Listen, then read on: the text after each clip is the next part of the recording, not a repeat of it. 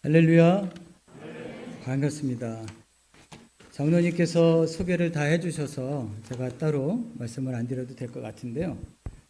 그런 이유로, 그런 연유로 오늘 이렇게 우리 성도님들을 찾아뵙고 하나님의 말씀을 전할 수 있는 기회가 되었습니다.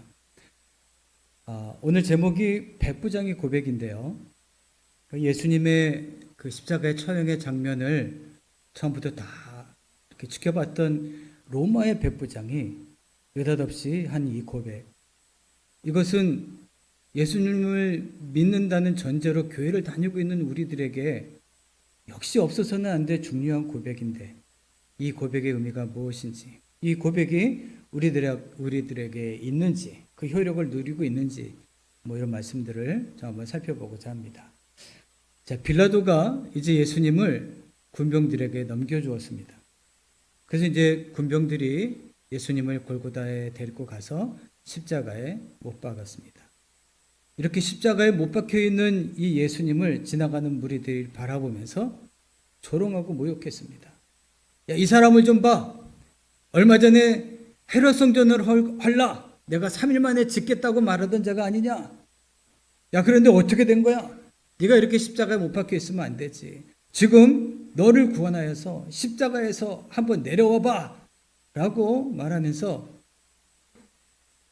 저가 남은 구원하였으되 자기 자신은 구원하지 못하였도다 라고 말하면서 예수님을 모욕했습니다.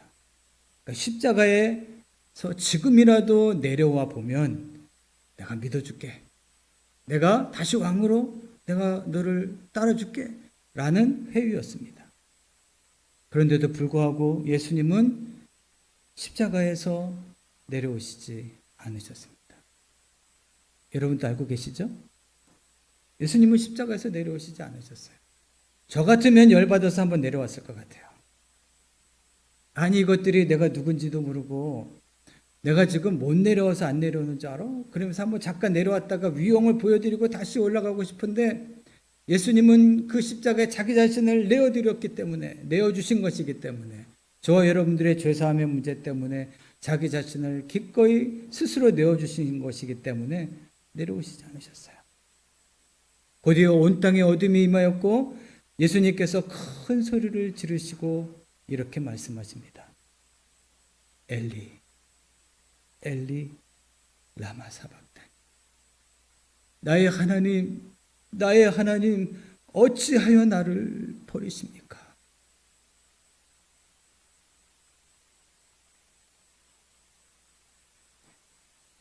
예수님께서 자신들의 죄의 대속을 위해서 십자가에 돌아가시고 있다고 하는 사실도 모르고 많은 무리들은 예수님이 이렇게 엘리야를 부르자 그가 너무나 고통스럽고 힘들어서 지금 엘리야를 찾고 있는가 보다라고 오해를 합니다.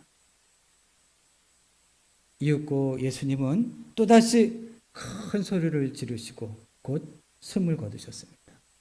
요한복음 19장 30절에 보면 마가복음에 나와 있지 않지만 예수님의 이 마지막 큰 소리를 지르신 이 외침이 어떤 외침이었는지에 대해서 소개를 하고 있습니다. 그것은 다 이루었다 였습니다. 다 이루었다. 내가 이 십자가를 통해서 너희에게 필요한 모든 구원의 조건을 다 이루었다. 이 십자가의 길 외에는 다른 구원을 찾을 필요가 없도록, 헤매이지 않도록 내가 이 십자가에서 너희의 구원의 문제를 다 이루었다 라고 말씀하시고 숨을 거두셨습니다. 그리고 예수님이 이렇게 돌아가실 때 성소의 휘장이 위로부터 아래로 둘로 갈라졌습니다.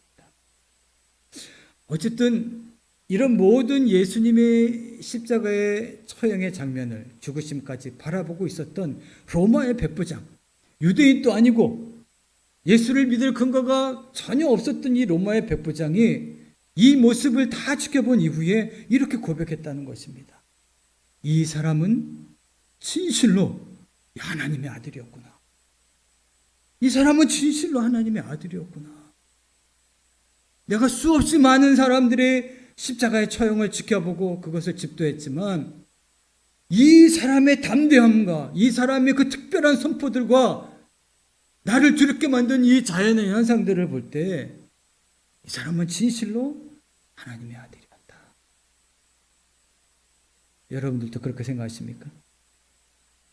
여러분들도 그렇게 생각하십니까? 사랑하는 성도 여러분, 예수님이 누구신지를 바르게 아는 것이 우리가 교회를 다니면서 얻어야 될 신앙의 가장 궁극적인 목적이고 효력이라고 하는 사실을 알아야 됩니다. 요한복음 17장 3절에 보면 영생은 유일하신 참 하나님과 그가 보내신 자 예수 그리스도를 아는 것이다 라고 말씀하고 계십니다. 예수님이 어떤 분이신지를 바르게 알아야 합니다.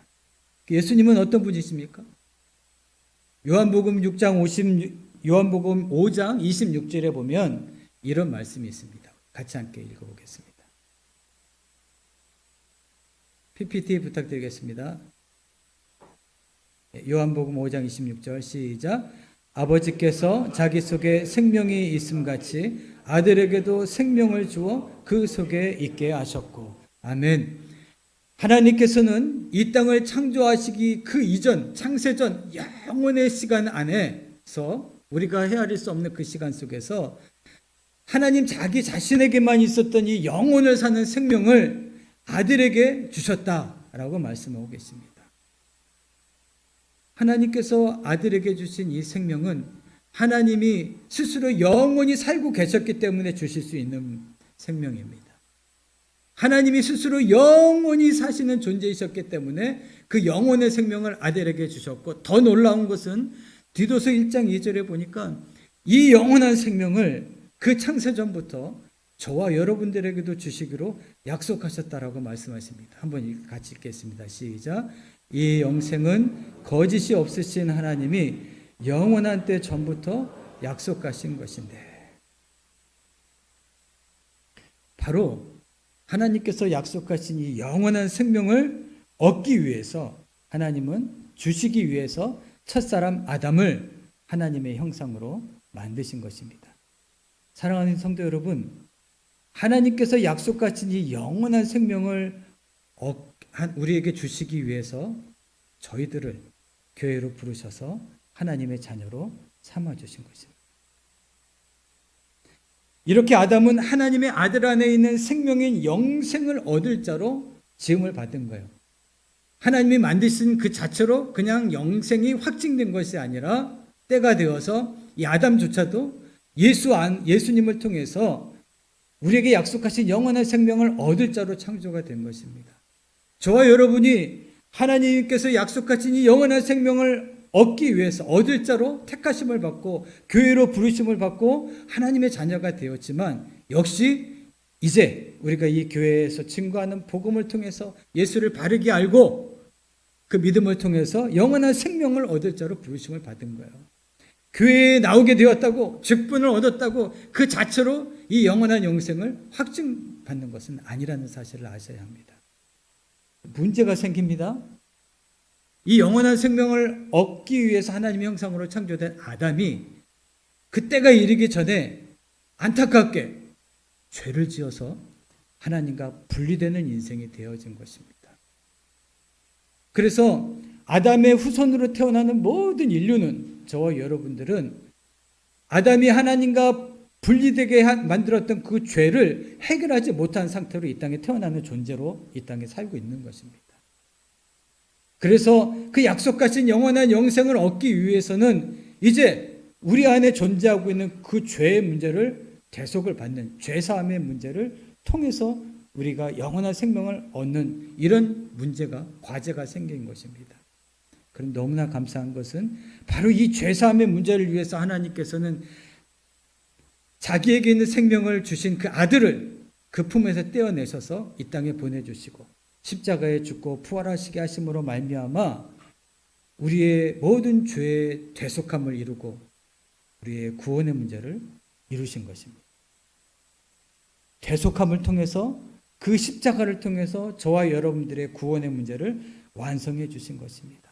그래서 예수님께서 요한복음 19장 30절에 뭐라고 말씀하시며 운명하셨다고요? 다 이루었다. 한번 따라 하시겠습니까? 다 이루었다. 아멘이십니까? 저는 이 고백을 할 때마다, 이 고백을 마음에 새길 때마다 너무나 가슴이 뭉클해져요. 하나님 감사합니다. 그렇습니다. 하나님께서 우리에게 약속하신 이 영원한 생명을 얻고 구원을 성취하는 이 문제를 우리 인간의 측면에 두지 아니하시고 하나님이 직접 이 땅에 오셔서 그 십자가를 지시고 부활하셔서 우리가 얻어야 될 이 구원을 완전하게 성취해 주신 것이 얼마나 감사한지 모릅니다. 하나님 감사합니다. 하나님 사랑합니다. 만약에 어찌어찌해서 오늘까지 내가 구원 얻을 만한 믿음을 잘 지켰다 할지라도 내일의 믿음을 장담할 수 있는 사람이 있습니까? 여러분들은 모르겠지만 저는 솔직히 장담할 수 없습니다. 내가 오늘까지는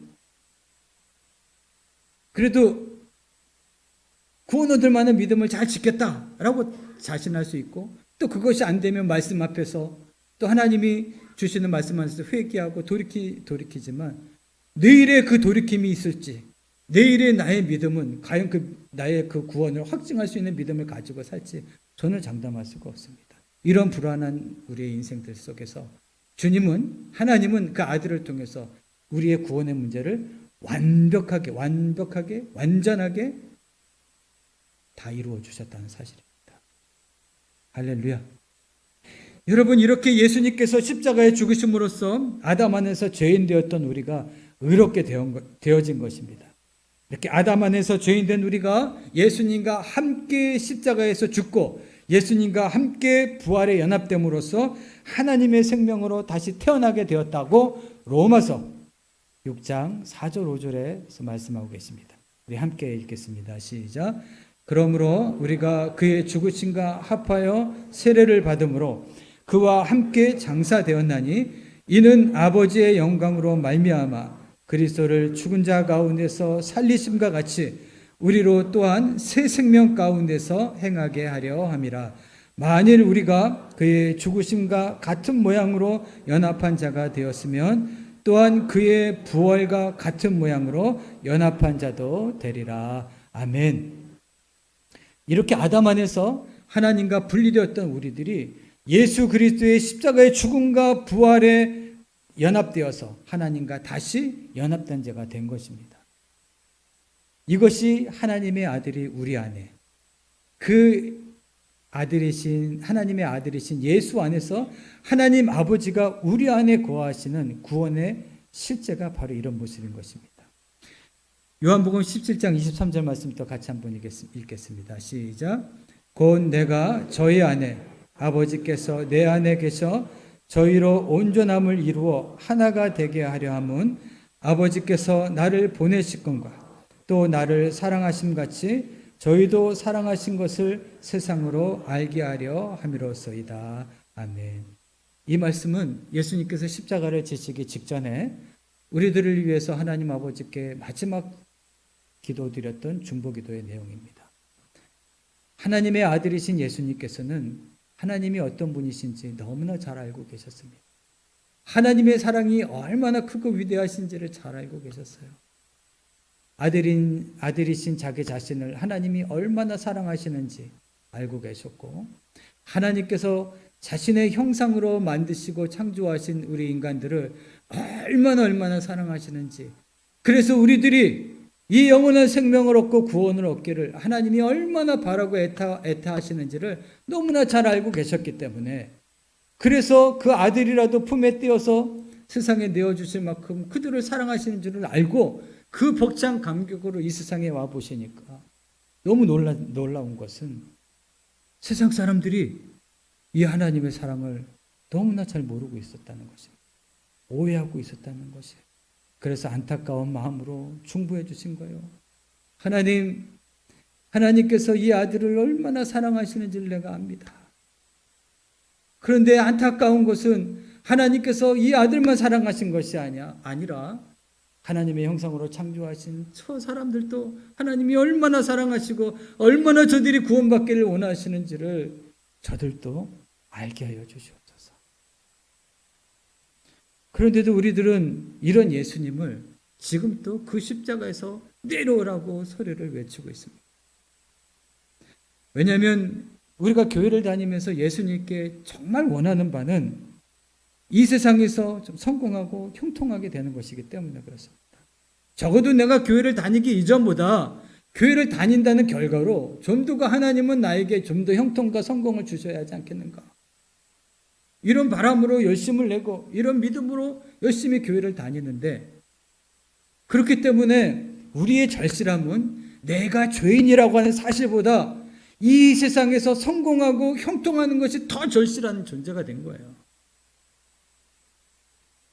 그러나 하나님의 절실함은 우리와는 반대이십니다.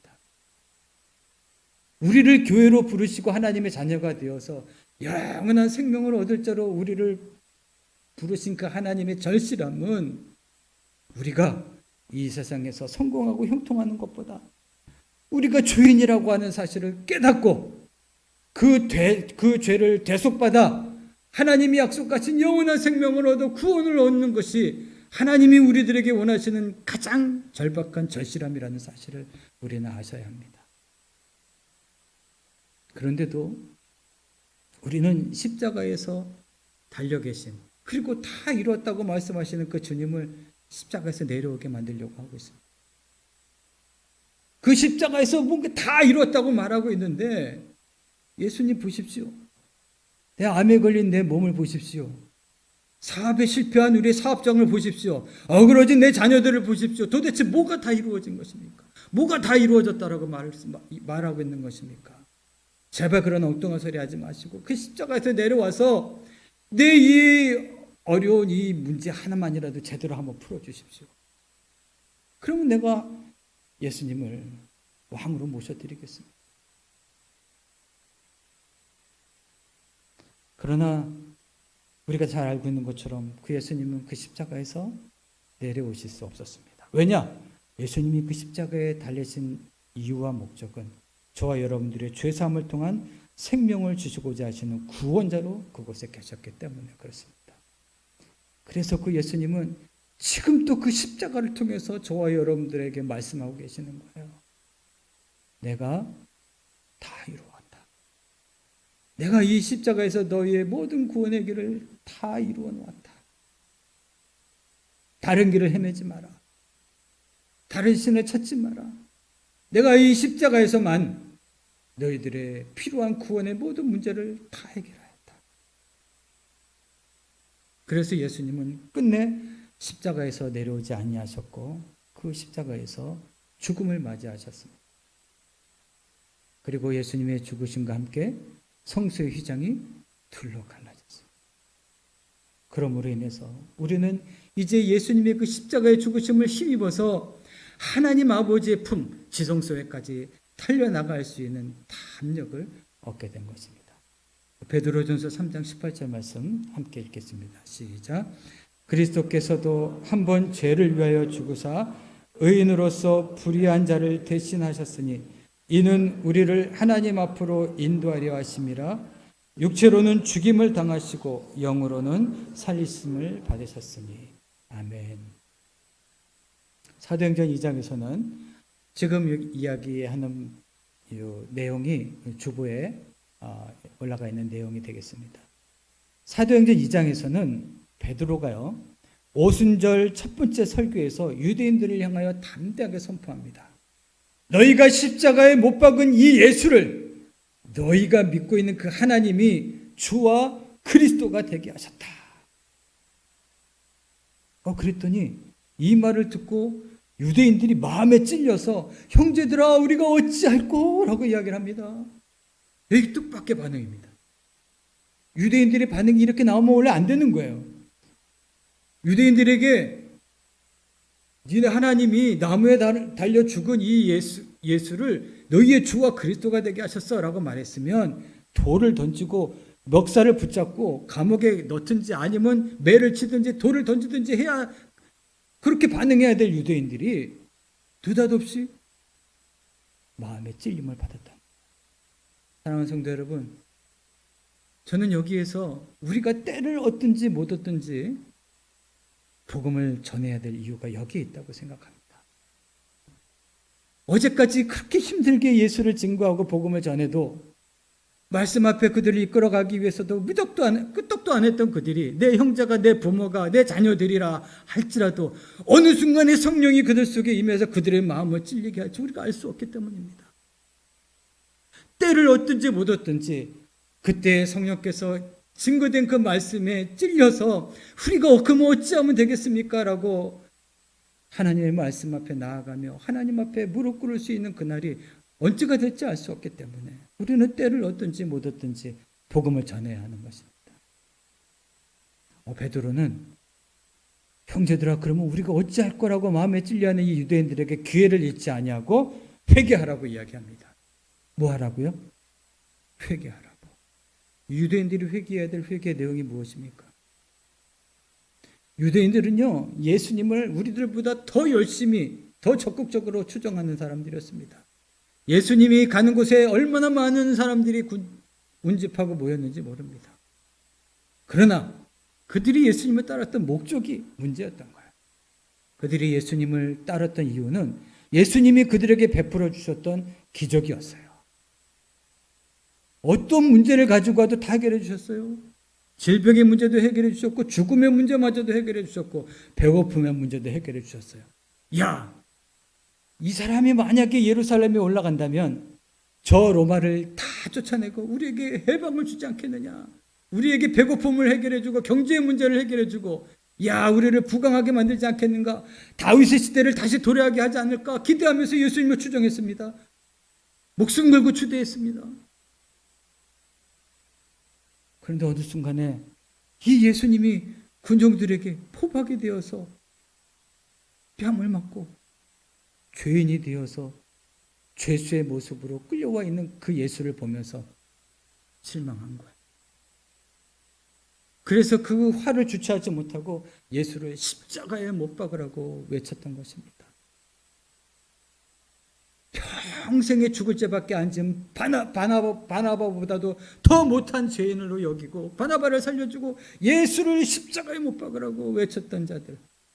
그렇게 예수를 잘못 오해하고 잘못 믿어서 예수를 십자가에 죽게 만들었던 그 죄를 회개하라고 베드로가 선포한 것입니다.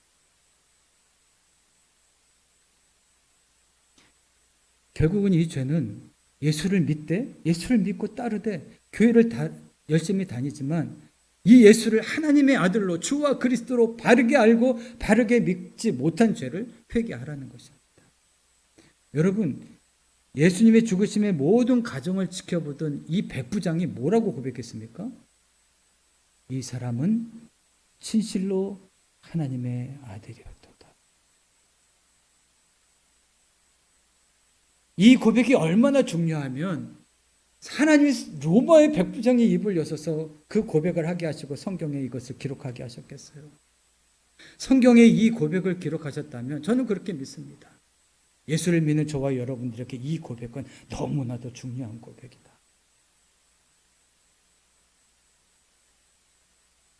반드시 우리 안에 우리 자신을 고백하고 점검하고 예수 그리스도를 어떻게 내가 믿고 신앙하는지를 점검하고 이 로마 백부장이 고백한 이 고백을 우리도 드릴 수 있어야 한다고 생각을 합니다. 사실 회심하기 전 사도 바울도 예수님을 바르게 알지 못했습니다. 그래서 박해했죠. 사도 바울은 그럴 수밖에 없었어요. 그는 신명기 21장 23절의 말씀을 너무나 잘 알고 있었어요. 누구든지 나무에 달려 죽은 자는 하나님께 저주를 받은 자다. 이 말씀을 분명히 알고 있는데 세상에 버젓이 나무에 달려 죽은 자를 그리스도라고 믿고 따르는 이 그리스도인들을 보니까 화가 나서 내가 저들을 다 잡아 죽이든지 다 감옥에 가두든지 저들을 없이 하는 것이 하나님을 사랑하는 길이고 하나님에 대한 열심이라고 생각하고 그렇게 그리스도인들을 핍박하는 일에 앞장서게 된 것입니다. 그리고 그날 또 이 그리스도인들을 다 잡아오기 위해서 다메섹으로 가던 도중에 부활하신 예수님을 만나는 놀라운 사건이 일어났습니다.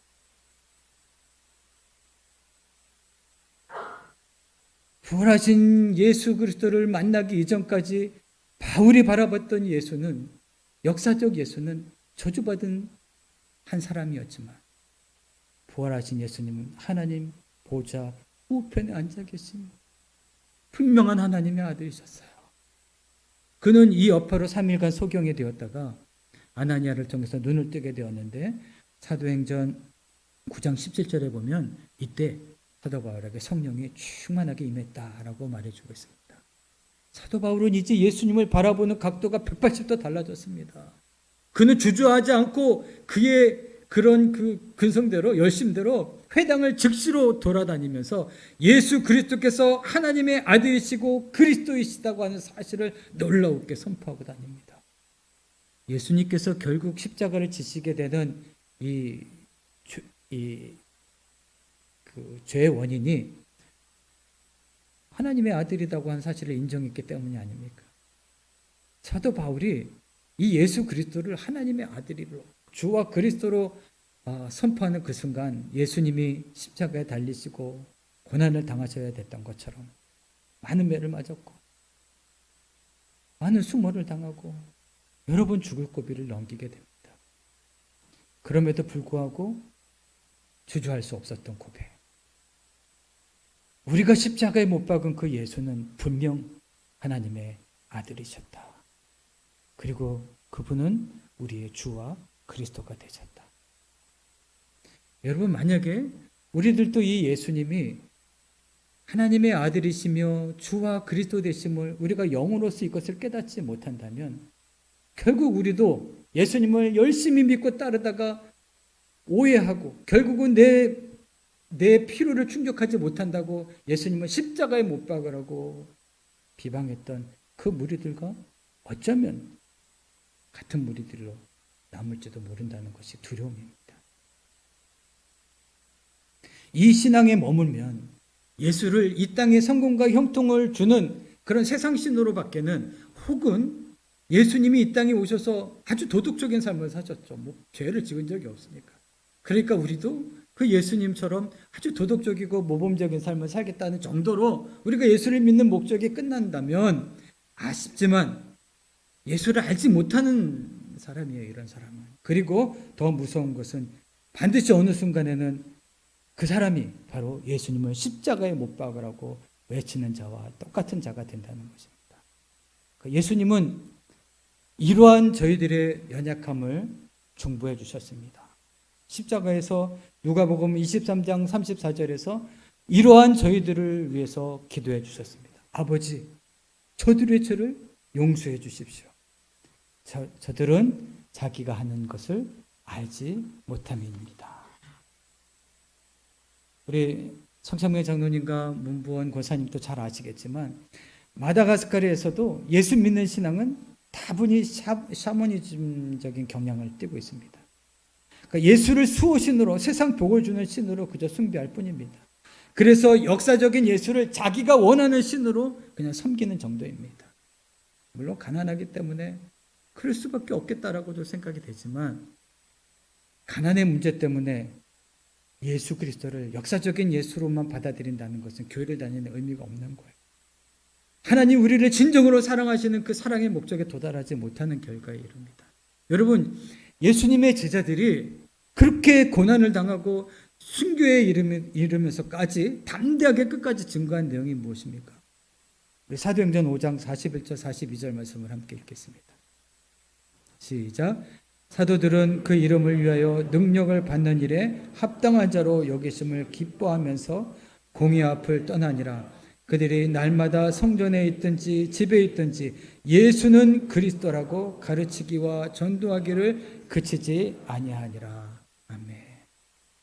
순교자들에게 아마 느닷없이 예수를 믿다가 뭔가 회유 없이 그냥 죽음을 맞이하는 분들도 있었겠지만 대부분의 순교자들의 스토리를 보면 죽기 직전에 너 예수 믿을래 안 믿을래? 안 믿는다 그러면 살려주고 믿는다 그러면 너 죽어. 그럼에도 불구하고 내가 예수를 부인할 수 없다. 예수는 하나님의 아들이다. 내가 예수를 믿고 죽겠다라고 결단하고 순교를 당하는 거 아니겠습니까? 왜 제자들은, 왜 우리의 선조들은, 순교자들은 이 땅을 살 수 있는 길이 있음에도 불구하고 예수께서 하나님의 아들이심을 고백하며 기꺼이 이 세상에서 죽는 것을 두려워하지 않았을까요? 예수가 하나님의 아들이심을 믿고 고백하는 그 믿음이 우리를 영원한 생명으로 인도하는 사실을 분명하게 알았기 때문이 아니겠습니까? 우리가 예수를 믿는 크리스찬이라고 하는 이름은 있는데 내 직장에서 가정에서 도대체 생명력 없이 사는 이유는 무엇일까요?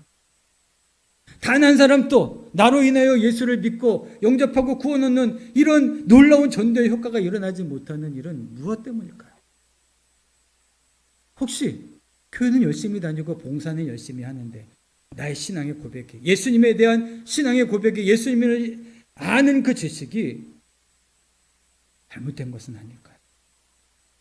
만약에 내가 예수를 믿고 교회를 다니는 목적이 예수께서 하나님의 아들이시고 주와 그리스도이심이고 이분을 이 믿는 믿음 안에서 우리가 영원한 생명을 얻는 것이라고 하는 확신이 있다면 아직도 이 구원에 동참하지 못한 내 가족과 내 부모들을 우리는 왜 외면하고 있을까요?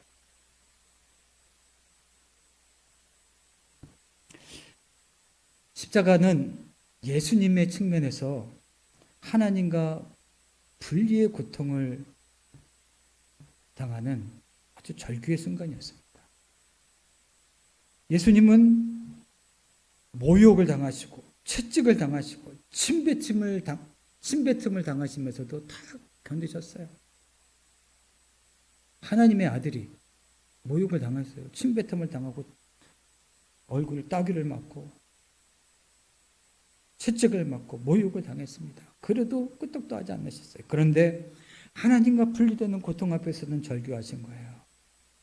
단 한 번도 하나님의 그 사랑과 복종에서 한 번도 연합되어 분리되어 본 적이 없는 이 예수님은 단 한 번 저와 여러분들의 죄의 문제를 위해서 십자가에서 하나님 앞에 죄인이 되어서 하나님으로부터 저주를 받고 분리되어야 되는 그 고통을 외치신 거예요. 엘리 엘리 라마 sabachthani. 하나님과 분리된 우리를 대신하여서 하나님의 아들이 죽음의 잔을 대신 받으신 것입니다. 고린도후서 5장 21절 말씀 우리 함께 읽고 확증하겠습니다. 시작. 하나님이 죄를 알지도 못하신 자로 우리를 대신하여 죄를 삼으신 것은 우리로 하여금 저의 안에서 하나님의 의가 되게 하려 하심이라. 아멘. 사랑하는 성도 여러분, 정말 사랑했던 사람들, 사랑으로 정말 연합되었던 사람들은 분리의 고통을 압니다. 제가 이제 한인교회를 3년을 마치고 하나님의 은혜로 현지인 교회를 이제 건축을 해서 그 마다가스카를 떠나오기 전까지 마다가스카르 현지인 교회에 담임 사역을 하고 있었습니다. 그런데 이제 때가 되어서 또 이제 마다가스카르를 떠나야 될 때가 돼서 8월 셋째 주일날 고별 설교를 했어요. 그동안에 뭐 여차여차 못 나오던 성도들도 저희가 이제 마지막 고별 설교를 한다고 하니까 많이들 왔어요. 교회가 차고 넘치도록 와주셨어요.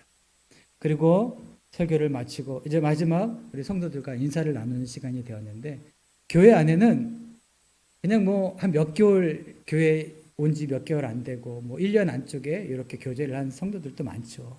그런 분들은 반갑게 제 앞에 나와가지고 목사님 수고 많으셨어요. 축복해요. 잘 가요. 그러면서 웃으면서 막 축복해 줍니다. 근데 이제 줄을 서서 쭉 나오는데 제가 중간에 뒤를 돌아보는데 9살 때부터 길거리에서 막 학교도 못 가고 놀고 있는 아이들을 불러다가 축구를 가르치면서 우리 아들 요한이랑 똑같은 나이 때부터 아들처럼 불러가지고 축구도 가르치면서 학교를 일일이 다 보내면서 그들이 지금 성장해서 20대가 되고 교회 주축으로 이제 저를 도와주고 있는 이 제자들이 중간중간에 있는 거예요.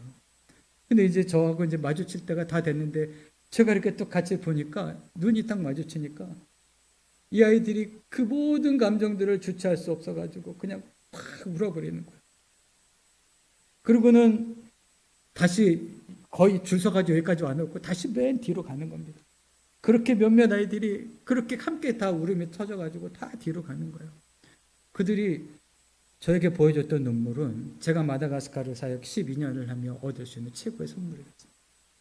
그들이 제게 줄 수 있는 마지막 선물, 그거보다 귀한 건 없었어요. 목사님이 우리를 떠난다는 것이 우리에게 얼마나 고통인지, 얼마나 아쉬움인지 우리는 압니다. 목사님이 더 남아 계시면 좋겠지만 이제 어쩔 수 없이 가시게 되지만 그 아픈 마음을, 그 고마움을 눈물로 표현해 주는 거예요. 똑같은 성도라고 그 자리에 있었던 성도가 다 그렇게 눈물을 보인 게 아니에요. 정말 사랑했고 정말 연합했던 자들이 그 분리의 고통을 아는 거더라고요. 저희 고모님이 췌장암으로 돌아가셔서 제가 그때 신학을 하고 있어서 장례 절차를 제가 도맡아서 했습니다. 그래서 이제 화장터에 우리 고모님을 이제 모시고 갔어요. 화장을 하기 위해서. 그래서 제가 이제 그 모든 장례 절차를 다 주관해야 되는데 제가 한동안 아무것도 못하고 멈춰서서 어느 곳을 바라보고 있었어요. 어느 아버지가 돌아가셔서 이제 화장터에 이제 화장을 하기 위해서 이제 그 불구덩이로 들어가야 되는 그 마지막 직전에 딸들이 몇 분이 되는데 유독 한 분의 딸이 그 장면 앞에서 아빠 안 돼요, 아빠 안 돼요. 아빠 보고 싶으면 어떡해요. 아빠 만지고 싶은데 아빠 만질 수 없으면 어떡해요. 아빠 보고 싶은데 아빠 보지 못하면 어떡해요. 안 돼요. 아빠 하면서 절규하더라고요. 그 아마 화장터에 부모님이 돌아가셔서 와 있는 분들이 꽤 많았을 거예요. 근데 유독 그 따님이 그렇게 절규하더라고요. 저는 그 모습을 바라보면서 한동안 가슴이 먹해서 제가 할 일도 잊어버리고 한참을 바라보고 있었습니다. 그 아버지가 저 딸을 얼마나 사랑했으면, 그 딸이 그 아버지를 얼마나 사랑했으면 저 분리의 고통을 저렇게 절규하고 있을까. 사랑해 본 사람만이, 정말 사랑으로 연합해 본 자만이 그 분리의 고통을 아는 거 아니겠습니까? 그러면서 한편으로 그런 생각이 드는 거예요. 저에게 딸이 둘이 있는데 내가 죽을 때 우리 딸들도 저렇게 울어줄래나. 그런 삶을 살고 싶다. 나의 죽음을 우리 딸이 저렇게 그 분리의 고통을 절규해 주면 좋겠다. 그것은 내가 어떻게 자녀들을 사랑하며 살았는지의 결과가 되지 않겠습니까? 내가 우리 자녀들을 정말 더 사랑해야 되겠구나. 우리 자녀들과 이 사랑의 연합에 정말 힘써야 되겠구나. 그런 생각을 하게 되었습니다. 엘리 라마 사박타니. 나의 하나님, 어찌하여 나를 버리십니까? 우리의 죄의 대속함을 위해서 부르짖고 계시는 예수님의 이 절규 앞에서도 자신의 필요를 위해서만 예수를 따랐던 사람들은 예수가 엘리야를 구하는 것보다라고 오해하면서 그 앞에 있지 않습니까? 적어도 이 시간 저와 여러분들은 예수님의 이 고백이, 이 절규가 조롱거리가 아닌 우리가 하나님 앞에 드리는 우리의 절규가 되기를 소망합니다. 나의 하나님, 감사합니다. 내가 예수님의 그 죽으심과 연합하여 이제 주님 앞에 고백합니다. 예수님의 그 죽으심이 나의 죽음이 되게 하시고 예수님의 그 부활하심이 나의 부활이 되게 하셔서 아들이 그 십자가에 그렇게 처참하게 죽으심으로 말미암아 나에게 주시고 하셨던 그 영원한 생명을 내가 얻기에 조금도 부족하지 않도록 그 생명을 이 땅에서 누릴 수 있도록 축복해 주시옵소서. 그리고 아직도 그 주님과 그 주님의 십자가와 그 복음과 아직도 온전하게 연합되지 못한 나를 안타까워하면서 하나님 앞에 부르짖는 우리의 절규가 되기를 간절히 소망합니다. 예수님께서 십자가에 죽으실 때 찢겨진 그 휘장은 예수님의 육체를 가리키는 것입니다. 예수께서 죽으심으로써 하늘 성소로 들어가는 문이 열린 것입니다. 그 이전에는 열리지 않았던, 없었던 새로운 길이 우리 앞에 놓여진 것입니다. 예수님의 십자가의 죽으심을 통해서 새로운 생명의 길이 우리 앞에 열려진 것입니다. 그 예수 그리스도의 십자가에서 저와 여러분들도 죽었습니다. 그리고 예수 그리스도의 부활과 함께 우리들도 새 생명으로 살게 된 것입니다. 그러므로 이 십자가는 영원한 생명으로 들어가는 우리들의 생명의 길이 된 것입니다. 하나님은 오늘도 이 십자가에 달리신 예수 그리스도를 통해서만 우리들을 하나님께로 이끄시고 계시다고 하는 사실을 바르게 알고 바른 고백을 드릴 수 있는 저와 여러분이 되실 수 있기를 주님의 이름으로 축복합니다. 마지막 PPT 좀 띄워주시고요. 예수 그리스도는 진실로 하나님의 아들이셨습니다. 예수 그리스도는 진실로 하나님의 아들이셨습니다.